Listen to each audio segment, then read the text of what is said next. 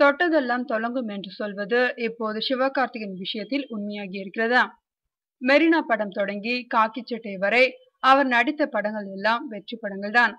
தற்போது அவர் நடித்து வரும் ரஜினி முருகன் படமும் இந்த வரிசையில் இடம் பிடிக்கும் என்பதில் சந்தேகமில்லை என்கிறார்கள் திரைத்துறையினர். இதற்கிடையில் கன்னட நடிகர் சிவராஜ்குமாருடன் வஜ்ரகயா என்ற கன்னட படத்தில் கேமியோ கேரக்டரில் நடித்திருந்தார் சிவகார்த்திகேயன். இப்படத்தில் சிவகார்த்திகேயன் மட்டுமின்றி மலையாள நடிகர் திலீப், தெலுங்கு நடிகர் ரவிதேஜா, கன்னட நடிகர் ரவிச்சந்திரன் ஆகியோரும் கேமியோ கெஸ்ட் ரோலில் நடித்திருந்தனர்.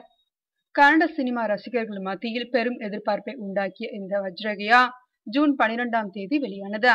இப்படத்திற்கு ரசிகர்கள் எதிர்பார்த்ததை விட பெரும் வரவேற்பு கிடைத்துள்ளதாக தகவல். மிகப்பெரிய ஓபனிங்கோடு முதல் நாளே நல்ல வசூலையும் தந்திருக்கிறது.